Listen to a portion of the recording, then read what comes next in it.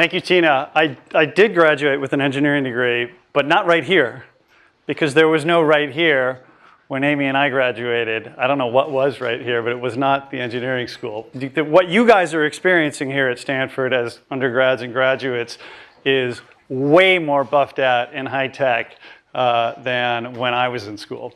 But it's really great to be back on campus.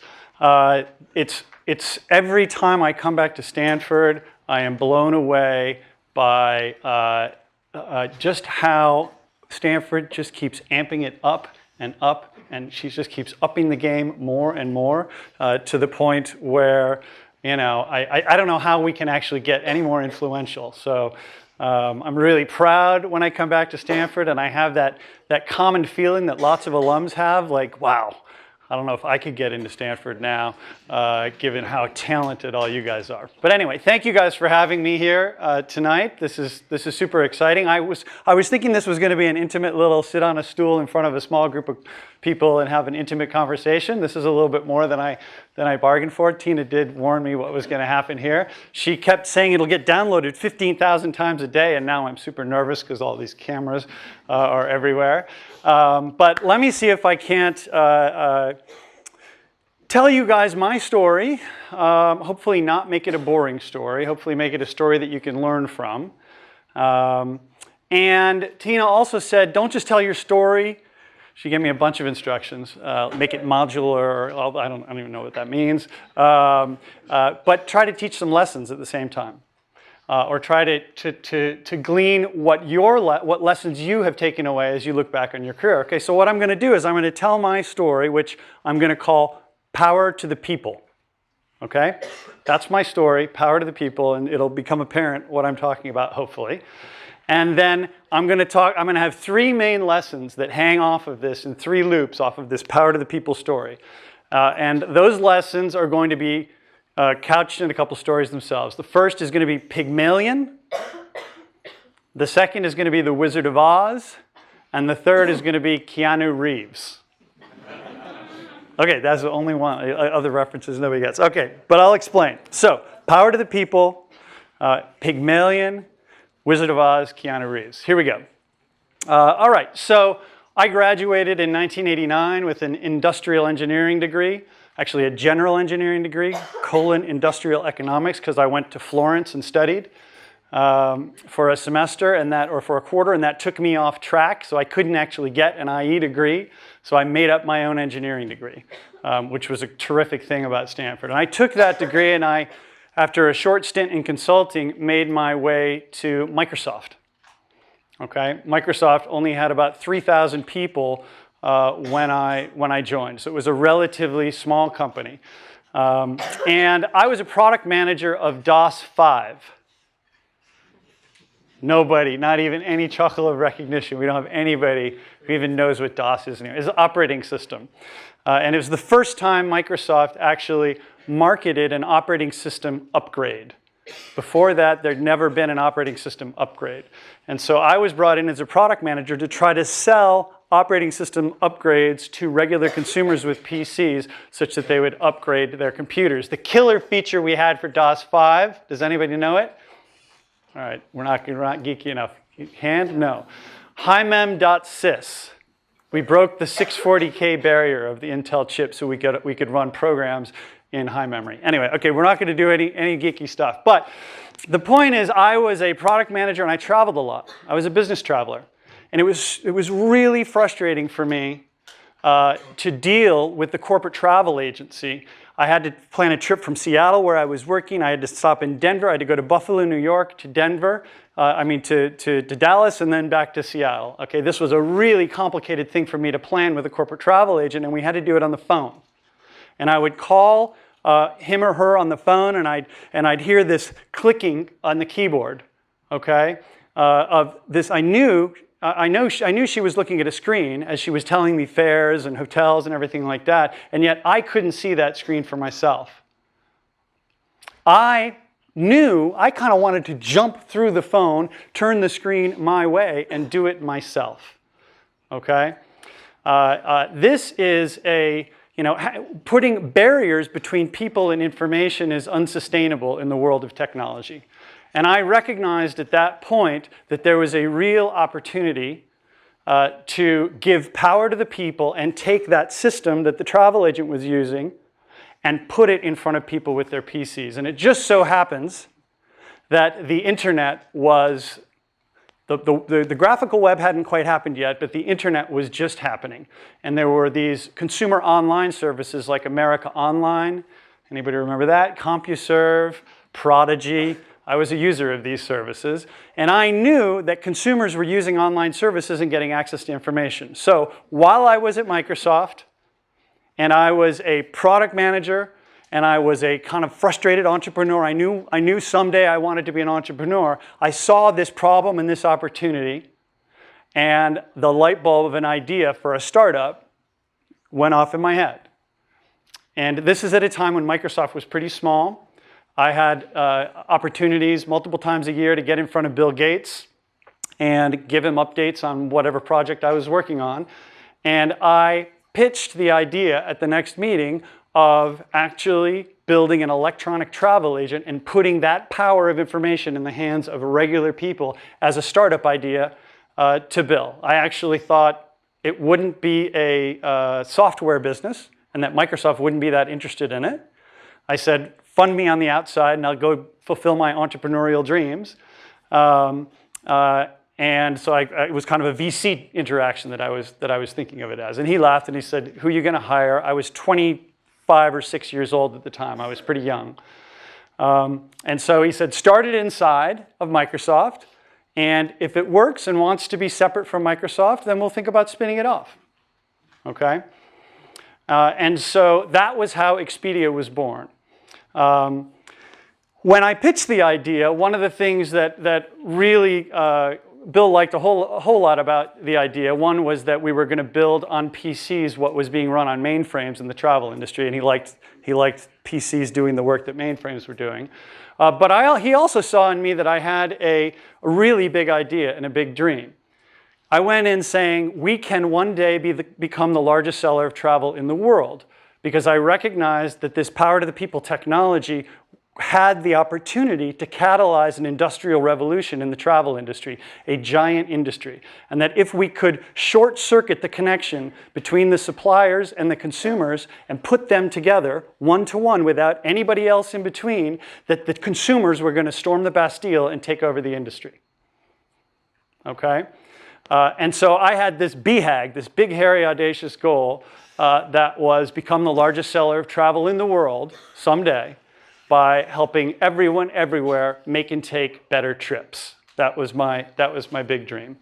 And so in this first power to the people story that I'm telling of this first startup, this was a startup inside the belly of the beast of Microsoft, my takeaway lesson here is the first lesson, and this is the Pygmalion myth lesson.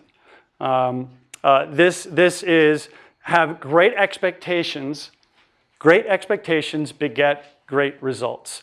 And the sociologists here at Stanford have a human behavior name for this, and they call it the Pygmalion effect. The story of Pygmalion is the story of it's a Greek myth, and it's the story of a sculptor who sculpted a statue of a woman. And she was so beautiful, and he loved her so much that she actually came to life. And they were together. Very sweet. There have been lots of movies, My Fair Lady. One of the great all-time 80s geek flicks is the same story. Can anybody name it? It's a kind of a geeky one. Weird Science.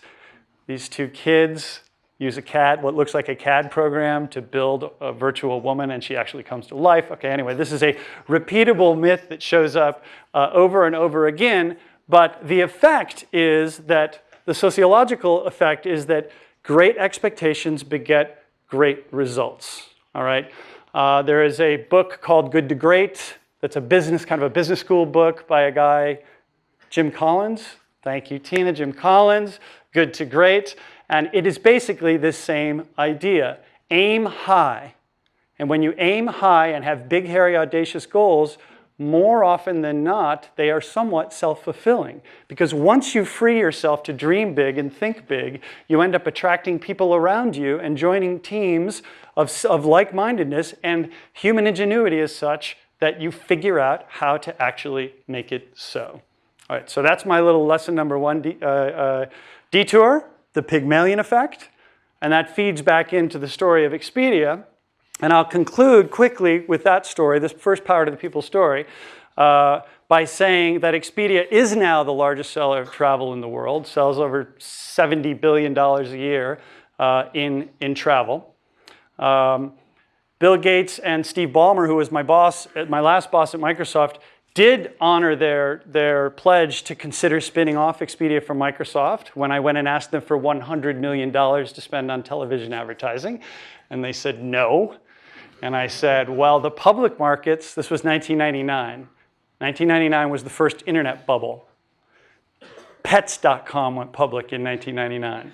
Okay? Anybody could go public in 1999, including Expedia, anybody. And I knew we could raise a bunch of money from the public markets and to spend on television advertising, with which we could use to help turbocharge our ride to becoming the largest seller of travel in the world. And that worked. So when we do Q&A, we can talk about the IPO process and going public. If you're interested, it's something I've taken more than one company public and been part of many others as they go public, including Netflix. I was on that board when it was private. So for over 15 years. So that's a topic we could talk about. But at that point, Expedia spun off. I was a 32-year-old CEO of a public company.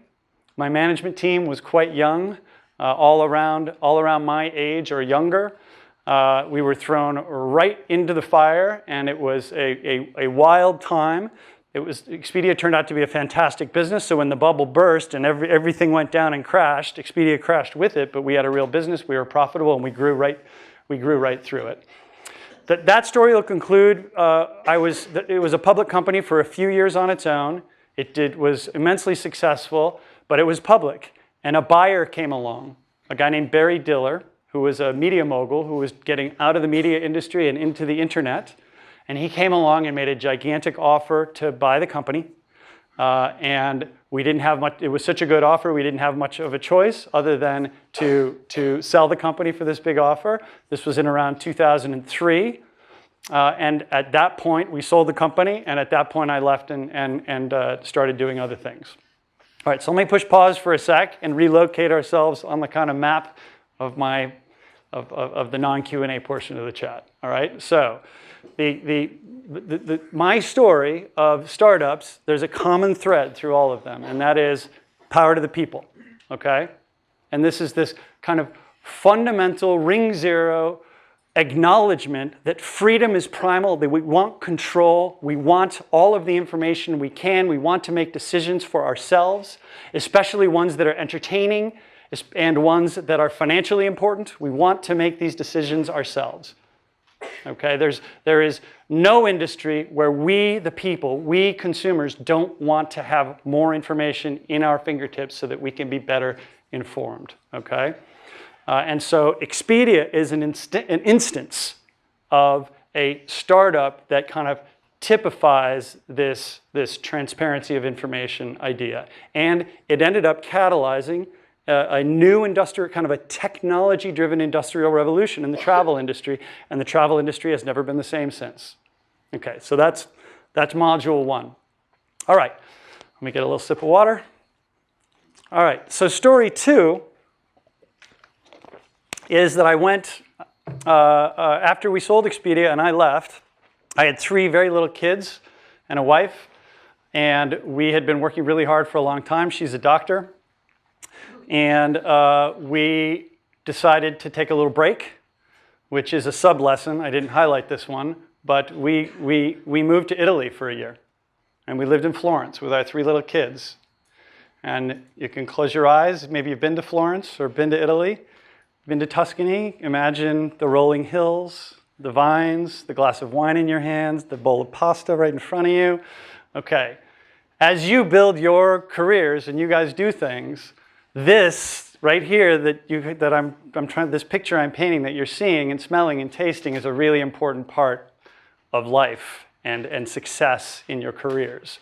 You really, really do need to take a breather and give yourself a little space and time to think and relax and focus on other things. I actually find that for me, my very best ideas happen for me when I am on a surfboard or a snowboard or in the middle of the desert at Burning Man, where I've been with Amy in the front row here. Excuse me? I'm sorry, maybe I shouldn't do that. It's on video. Nobody knows your last name. So giving yourself think space and time, sheltered from this incessant barrage of feeds, digital feeds that you all have, that we all now have in our lives, giving yourself a little shelter from that in space and time to focus wholly on something else, I actually find that is when I actually do my best thinking about everything. So make sure you make time for that. So anyway, I did that. I tried to find my inner Michelangelo. I took a life drawing class, which was pretty cool. If you haven't taken a life drawing class, do it. It's interesting. You'll find out a lot about yourself. I did that. I tried writing. I wanted to find my inner artist and do something else and pivot my whole life. I was only, I don't know how old I was, 35 or 36 at the time. Turns out I couldn't stop the business-oriented and startup-oriented ideas coming at me, and I had a lot of inbound interest to get involved in things, and I was involved in some other things, and I really couldn't get out. They kind of sucked me back in. And so I moved back from Italy and immediately started thinking about new things, all right? One of the things I was thinking about was actually becoming a venture capitalist. I'm sure many people I know and love are venture capitalists. I came pretty close to moving back down here from Seattle and working as a venture capitalist at Benchmark Capital.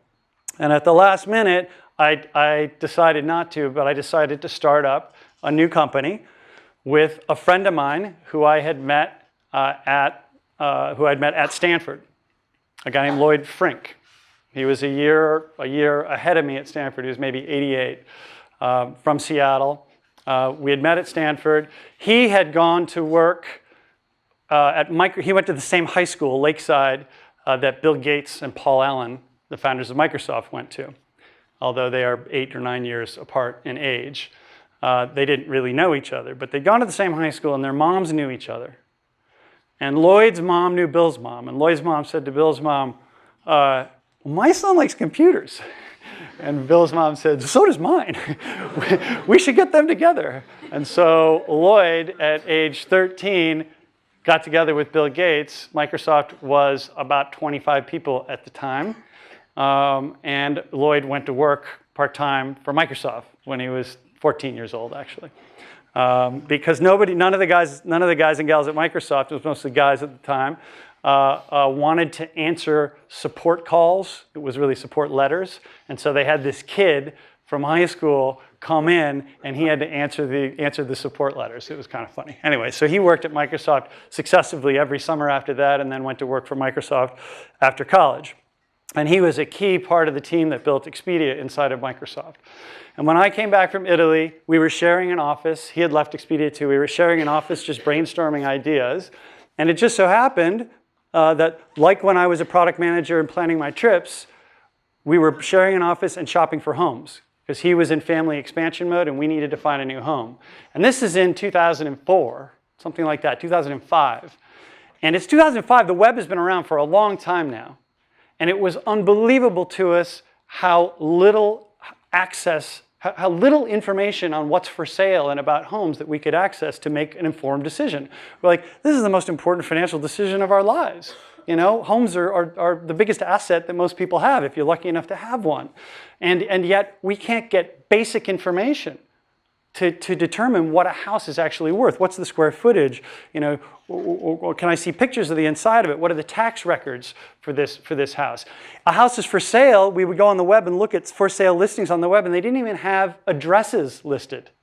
Okay, so you couldn't even go by and take a look at the house in the physical world. And this is all because the people that ran the industry at the time wanted to hold that information and keep it to themselves behind big walls, to keep it from people so that they could be the arbiters of the information, and they could be the distributors of the information, and they could share the information only that they wanted to share.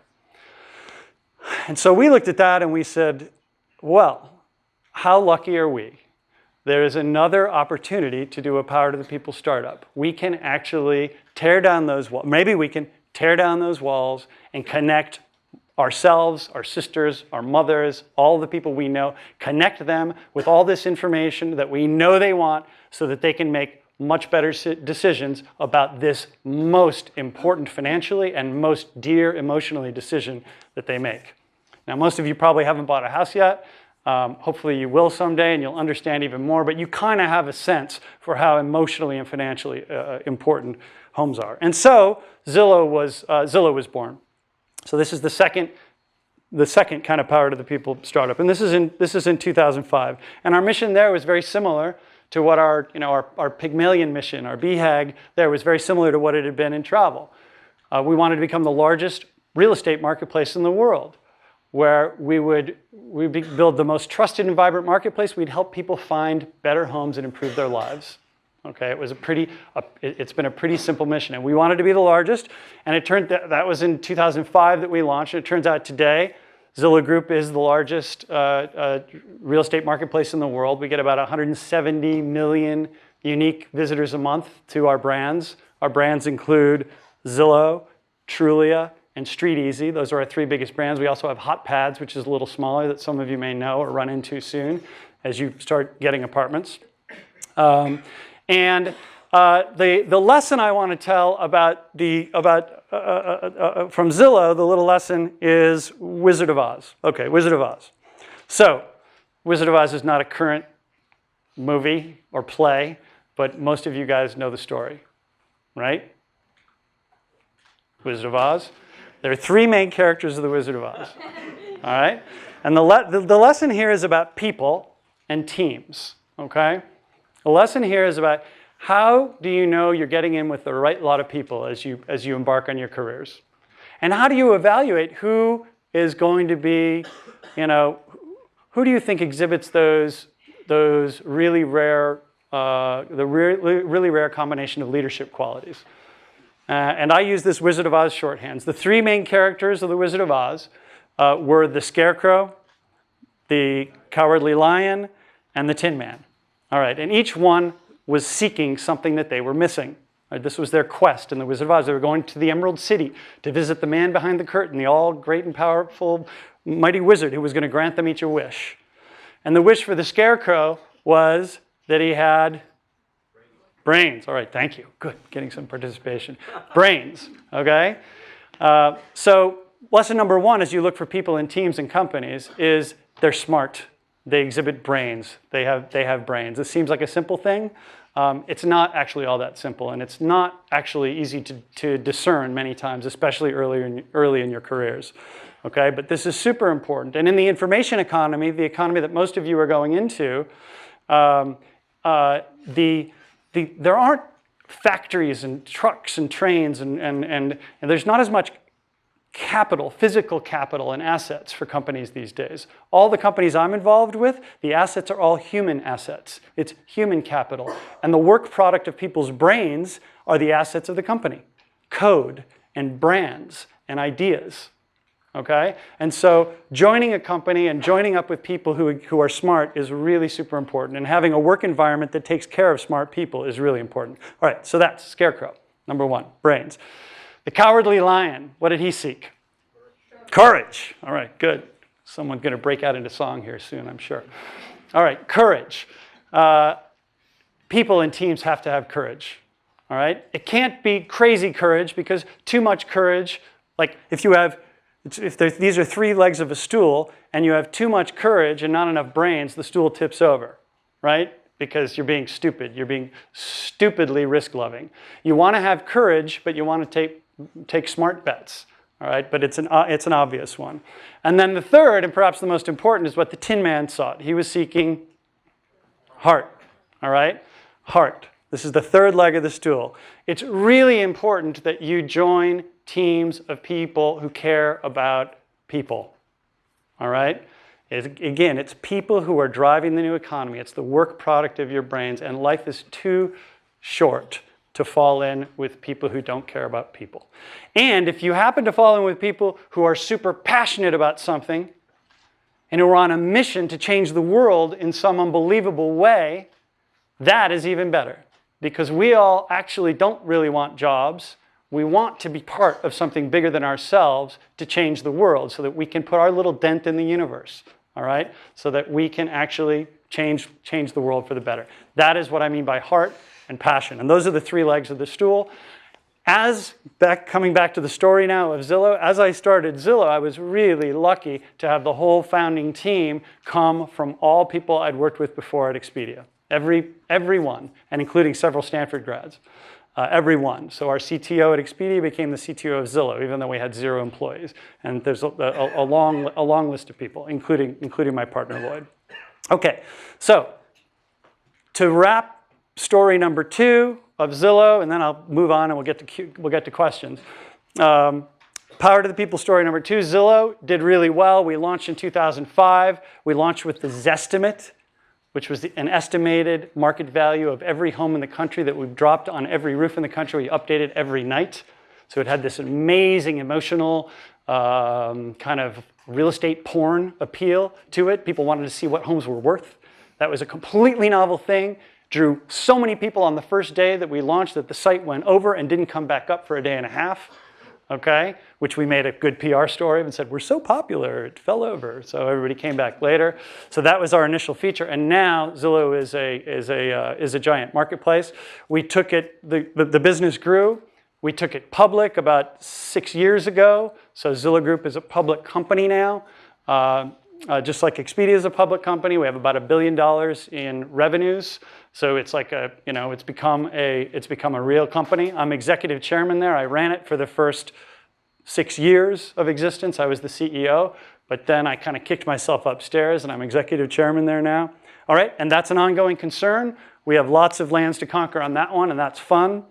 I'm going to curtail my third story of Glassdoor, the third Power to the People startup that I've been lucky enough to put together with a really good friend who was the development manager for me at Expedia. I hired him right out of getting a master's in computer science at Stanford, a guy named Robert Homan. After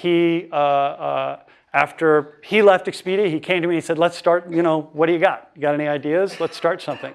I said, sure, yeah, let's talk. And I shared with him a story, and we brainstormed, and we came up with the idea for Glassdoor. And Glassdoor is now one of the largest job search sites. If you don't know what it is, you can find out the salaries. It's kind of TripAdvisor for jobs. You can find out the salaries and titles and experience levels of any job pretty much anywhere in the world. And it's all done by an anonymous open survey. So tens of millions of people come into the site and the service, and they say, here's my job title, here's my salary, here's what it's like to work here, here are the cultures and values of the company. I approve or disapprove of the leadership and the CEO. So it's an open survey. It's just great transparency information, power to the people information, and it's transforming the job business. I'm the chairman there. That one is actually in the Bay Area. Hasn't gone public yet, but I'm hoping to get, the team is hoping to get that public here sometime soon, knock on wood. Okay, I guess my last lesson from hanging off of that story is going to be Keanu Reeves. All right, Keanu Reeves. Keanu Reeves he's such an actor. I mean, the fact that he's never gotten Best Actor, this is just robbery. I mean, Point Break, I mean, he should have gotten it for that. But the one I'm referring to here is Bill and Ted's Excellent Adventure. Who's seen that? Okay. All right, come on. Wow, this is one you got to put on your list. All right. Bill and Ted's Excellent Adventure, which I saw when I was an undergraduate at Stanford down the road here on El Camino. I forget the name of the theater. I saw it for the first time. A really silly movie that actually turns out to be super important. It's full of really interesting philosophy, and the kind of core philosophy for Bill and Ted, aside from their wild stallions and their guitar riffs and their San Dimas high school football rules. Anyway, the thing that they said over and over again was be excellent to each other. And it was a ha-ha funny from these two skateboard riding kids who were traveling through time. But be excellent to each other actually is really important. I think especially important now if you're following the news. Like people's capacity to not be excellent to each other is infinite. Okay? It's infinite. I never put it this way. I've never put it this way before, this be excellent to each other. I always used to say no assholes. I have a no assholes policy. I don't care how smart you are. I don't care how talented you are. I don't care how much drive you have. If you're an asshole, you're not on my team. Okay? We respect each other. We are excellent to each other. And I'm saying no assholes, and now I'm appending no scumbags. Because it turns out there are a lot more scumbags than I had anticipated before. So no assholes, no scumbags, be excellent to each other. And when you're excellent to each other, it pays huge dividends because people that you're going to school with right now and that you work with earlier in your careers, they come back. They come back around.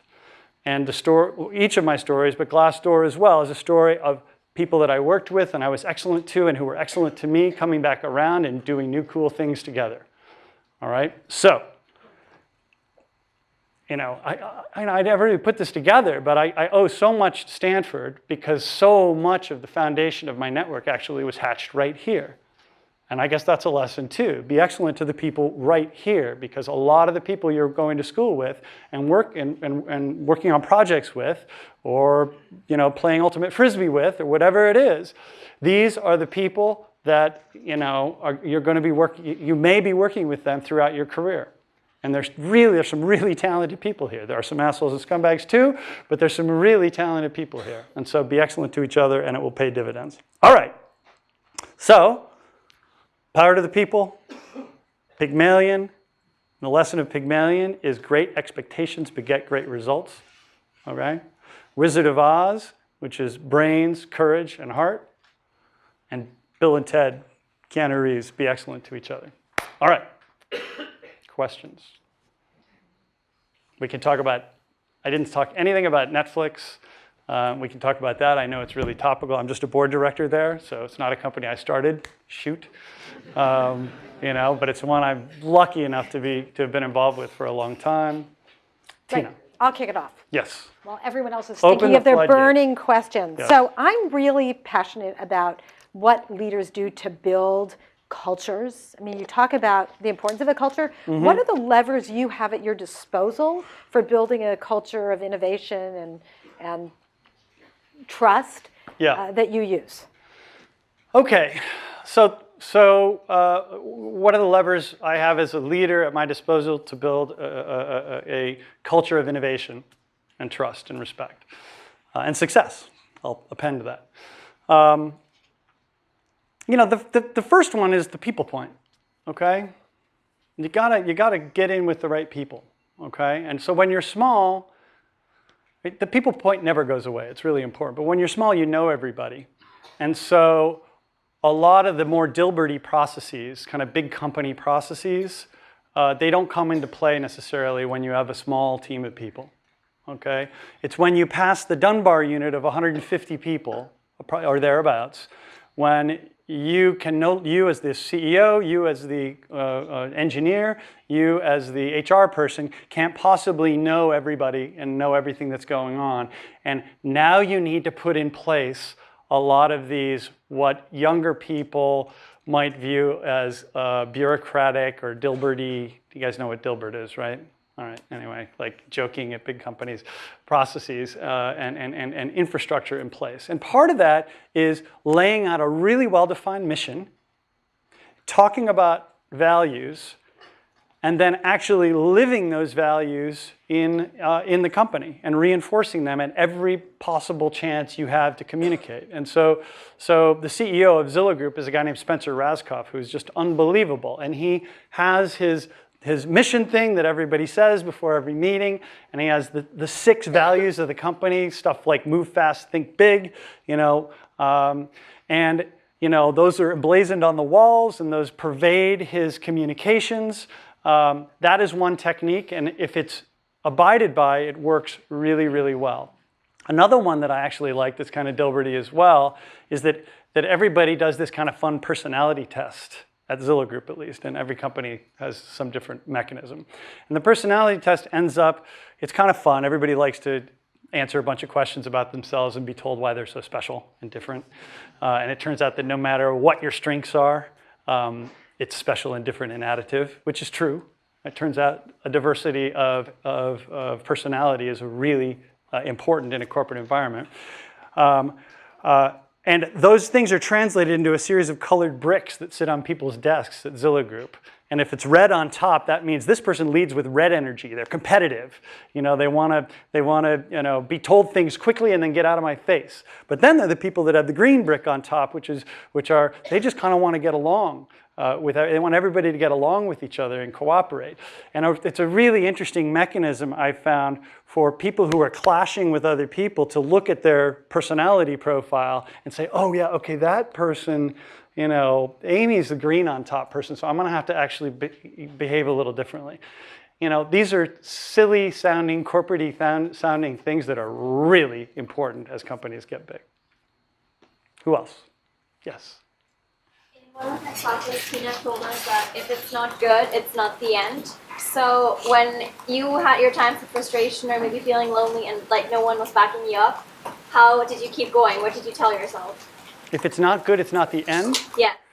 Okay. And then how do you keep going? Ricky Bobby, if you're not first, you're last. But I didn't say that. I must have been drunk. Guys, I'm seeing, it's Netflix. I see too many movies. Here's my answer to that. Mount Rainier is in Seattle. Mount Rainier is a 14,500-foot volcano that looms over Seattle. If you've been there, you've seen it on the right day. You've seen it. It's really astounding the way this giant mountain looms. And a lot of people look at it and they want to climb it. We have a human urge to climb the summit and plant our flag and be on top of the mountain. And this is a metaphor I'm going to use to answer your question for the mission of your company or your project or whatever you're working on.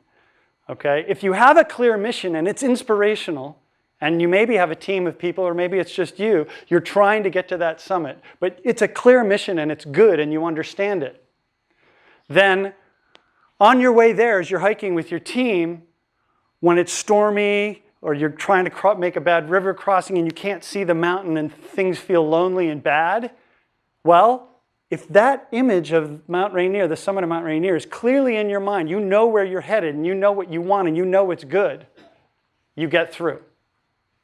It's when you don't know where you're going that when you run into hard times, you end up despondent and you give up. Next. Thank you for the talk. So my question, one thing I realized is you mentioned power to the people multiple times. Mm-hmm. And I'm like, so you mentioned that people want more information in their life, they want to make their own decisions. But I think lately there's this concept of things like machine learning where convenience is of utmost importance. People want to get fed or want some decisions to be made for them so they can do without the hassle. So is it a fad to you, or do you think that there's this shift in focus since your companies have been launched like quite some time back? Okay, I think I get the question. I'm not going to repeat it exactly, but I'll paraphrase it and I'll say, you say people want all this information to make decisions for themselves, but they're being overloaded with information, but now we have machine learning and we can do it for them. I like that. That's good. That's next phase. That's what's going on. We are drowning in information. We have too much.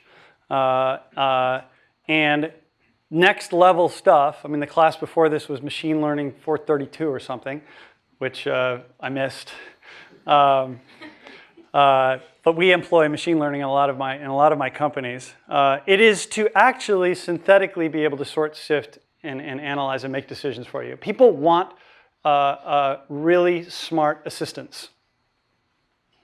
And there's such a deluge of data that having synthetic intelligence be able to sort, sift, and recommend for us and maybe anticipate for us is super interesting. And we tend to want everything really fast. We want it now. This thing has trained us that we can push a button and have it show up right here, right now.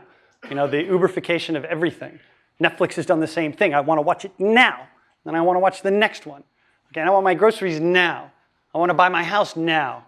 I want my job now. Okay? And this is what's going on. I think especially for commodity-like things where you're willing to delegate the purchase of things or the decisions of things to an intelligence, that's where it's happening first. But this is kind of the next phase of taking data and turning it into intelligence. And as you guys are looking at opportunities for your career, for your business careers or academic careers, this is a really fertile place to look. Yeah. Yes. Do you find that your private companies have different incentive structures than your public companies? That your public companies make short-term decisions to please stockholders at the expense of kind of long-term strategy? Okay. Do you find your private companies behave differently from your public companies because they're public? Not mine. Not mine. I'm a firm believer that having a public company when it's ready to be public is a huge advantage. It gives you strategic optionality, and optionality is valuable. When you have a public security, you're able to do things with that public security like raise money, do acquisitions, compensate people, that offers strategic flexibility, and strategic optionality is valuable. Now, the downside to being a public company is you have to report every quarter, and a lot of people, especially here in the Valley, think that that's like some awful thing, like some torture fest, and we shouldn't pay any attention to these investors, and screw them. I'm not gonna do that. And they demand all this short-term stuff. Well, for weak companies and weak leadership, or professional manager-led companies, that is the case. But the public companies that I'm involved with tend to be run by founders. All of them are run by founders. Sometimes, as in the case with Zillow Group, we have a class of stock that gives us voting control. And those enable us to behave more like a private company and make decisions for the long term.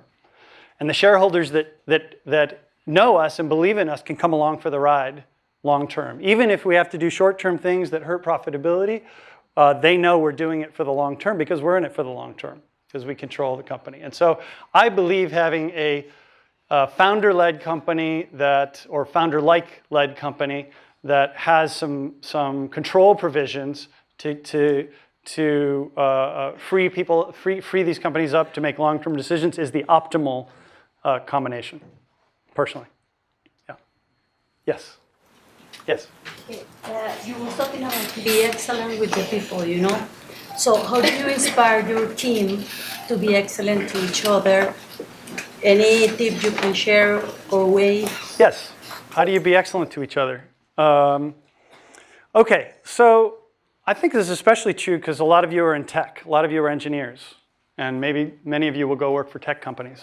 Okay? And there actually is a class of tech company where the engineers kind of rule the roost. And that may sound appealing to you because you're an engineer. And by rule the roost, I've been in these companies before. And by rule the roost, I mean look down their noses at and kind of disrespect other functions at the company, like sales or marketing or operations or IT, HR. These are all just around to support me, the engineer. I'm the God engineer. I'm exaggerating here, all right? But having a company where there is a explicit or implicit class system amongst employees is no bueno, okay? That is absolutely not good. It can work for some companies for a while, but it ain't a happy place to work, all right? And it's suboptimal now. It's suboptimal. I think about it as spokes in a wheel. A wheel is true and spins beautifully with very little friction when all the spokes are tightened to the same strength. And then the wheel turns. It doesn't turn if spokes are missing or they're shorter or what have you. And that's kind of how I feel about all of these different functions at a company. They have to all be firing on all cylinders to make the machine really work. And I believe as we enter this kind of next phase of technology-oriented company and startup that's being created, I believe that the the two geeks in a garage stories are going to become fewer and fewer. Suffer me. At the beginning of the web was a flat, open, egalitarian space. Two geeks in a garage really could start anything. And as long as they were discovered by Yahoo and later Google, both Stanford startups, magic things can happen. All right? Is that how you feel about the web and opportunity today? Is that the landscape we see today out there? Is it this great open flat web of opportunity? It's really not. It's really not. There are these massive companies that control masses of eyeballs and traffic, have huge influence over what people see and what people do and what ads people see. And they get to decide, by and large, what companies become successful and what don't. And so when you if you're going into a startup, my advice now would be make sure that, marry a marketer. If you're an engineer, marry a marketer. Have a marketer as a boyfriend or a girlfriend, okay?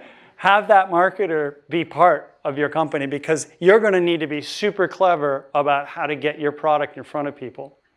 And then the next person you should get to know is the money person. And the next person you should get to know is the operations person. Anyway, you need a full team to be discovered. It's much, much harder these days, I believe, to break through the clutter and the noise than it was back when I started Expedia, which is too bad. Now that'll be the case until something new comes along. Maybe there will be a new web. I can't really envision it. Some people think blockchain. That's what blockchain is going to be the basis of a new wide open web, and maybe. I think more likely Alexa and Google Home and these voice intelligences that are proliferating right now, more likely those are going to succeed. And as those succeed, the choke point gets even narrower for companies to fit through. Okay? Consumer-oriented companies, you've got to come through the voice. And the voice is not a full screen with lots of links on it. The voice is one answer, probably. Okay? Where should I go for dinner? What movies should I see? Get me airline tickets. Find me a house. Like, you get one answer in these things. So I actually think about this a lot. I think power is actually concentrating in the hands of these mega global distributors now, not dispersing. Okay, I'll get off my soapbox. Find another student question here. Yeah. So you mentioned a little bit about your time at Stanford. Yeah. And I mean, even today, there's a lot of ways that you can spend your time here. So what's a piece of advice that you give an undergrad or a student at Stanford about how to prioritize their time? I mean, yeah. If you're sitting in this class, you're already way better than I was when I was at Stanford. I look back and I regret. I shouldn't do that, but I kind of regret what a dope I was and how I spent my time. I played Super Mario Brothers video games, for hours, and I could have been coming to this class and seen me. The fact that you're here, though, says that you're not that person. But I would go back. First of all, I think I probably would have taken a gap year so that I would have matured, but we're too late for that here. But being aggressive about squeezing all the juice out of this orange, that you have here. You got your hands around a resource. You have no idea how magical it is, how much is available to you to tap into. And, there was this Stanford golf course. I wasn't a golfer, but I should have learned how to play golf. I like trying to learn now. It's super frustrating. But I had a lot of time as a student here, as you do. I could have gone and played golf on the golf course. What a dummy. I could have gone surfing and learned how to surf. I was from the East Coast, and all these guys were surfing. I'm like, well, I don't know. It would have been, I don't know. Why didn't I ask somebody to teach me how to surf? Anyway, do more stuff. What are your views on real estate in the next 2 to 3 years, and consequently Zillow in the next 5 years? Where does Zillow stand? Okay, what are my views on real estate in the next 2 years, and where does the future of Zillow?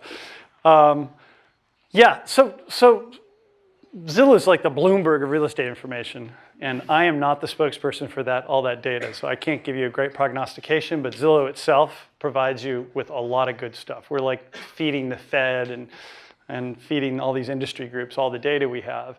But generally speaking, it's a pretty hot real estate market, especially here. And there are good aspects of that and bad aspects of it, but we're well above the bubble levels we hit before the global financial crisis. There are a bunch of social dynamic things that are driving real estate prices in places like San Francisco that probably are not sustainable.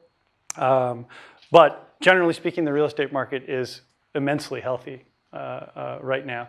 For Zillow Group, we have, we're $1 billion in sales right now. The company's valued at about $8 billion. It's a big company already.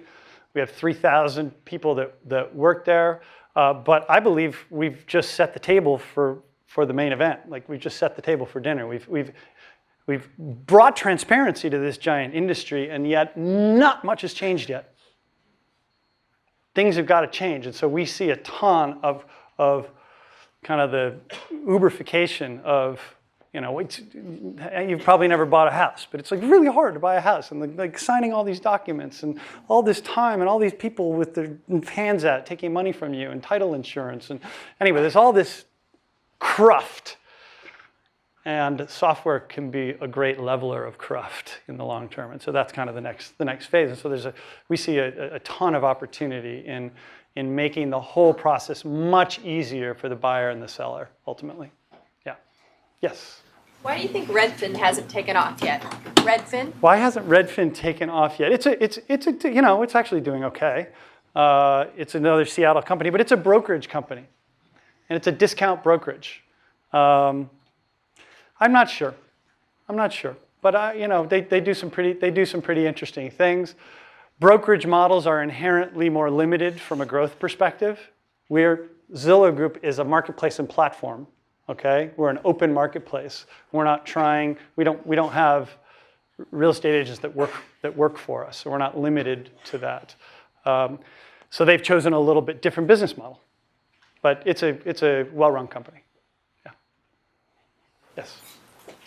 First of all, thank you for getting all those products and companies. I have used up everything. Good. And I live here, and also I live in Japan. And I was just wondering if you could share some lessons learned for global expansion. Excuse me, lessons learned from what? From global expansion. Global expansion, yes. Yeah, if you have any. And maybe one more question is that if you have any insight for real estate market in Japan, or how you do, I guess, I don't think you have. We're not in Japan. Right? Yeah, so Zillow Group is just why, US, yes. but it's my only company that's just US. Well, the wonderful thing about the internet and technology is that it makes the world much smaller. It brings us closer to people around the world in our interpersonal communications, and it does the same thing for businesses. It means that the moment you turn yourself on the internet, everybody on the internet can access you, okay? And so these businesses are inherently more global, which creates massive opportunity, uncapped opportunity, which is why we see so many of these consumer tech platform companies become so valuable so quickly, because the world is their marketplace. Facebook, it's just mind-boggling how big Facebook has gotten, billions of users. And it's because the friction to adding the nth user is zero. There's no friction at all. And so, I'm a big believer in taking technology businesses globally. Now, there are some places you can't go. North Korea and China are difficult in many ways. Japan is difficult for for different reasons. But global is a real opportunity. I don't know anything about Japanese real estate, so I can't comment on your second question. All right. Yes. How do you know what consumers like? How do you follow and decide and understand what they need? Okay, how do you know what consumers like? Okay. Well, there's some companies that say, so Apple, if Steve Jobs were alive, he'd say it's art, not science. If Mark Zuckerberg were here, he'd say it's science, not art. I'm right in between. I think it's art and science.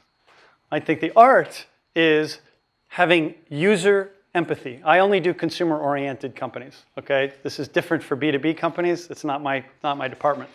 But for consumer-oriented companies, you have to have people that have empathy for the user, who understand or can imagine a real understanding of the problems and opportunities and joys and fears and insecurities of users, okay, and pains. And hypothesize big ideas that will cure those pains and push those entertainment buttons and light them up. And then that hypothesis is turned into a product. And the wonderful thing about our technology products is we have tons of data for how they're used. And that's where the science comes in. We have art and science. And so you've got to have great science to be able to look at how products are being used and make, micro and macro changes as quickly as possible, cycling through as quickly as possible to figure out how to optimize and how to make these things work. So it's art and science. Yeah.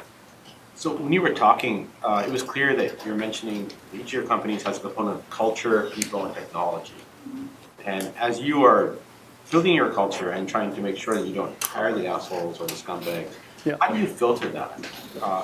What's your secret sauce on finding the right people for your organization so that they find the right people subsequently and build out the right culture?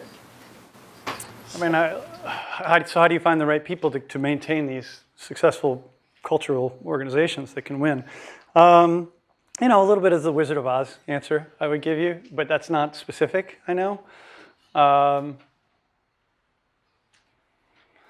At a micro level, the interview is a really important thing.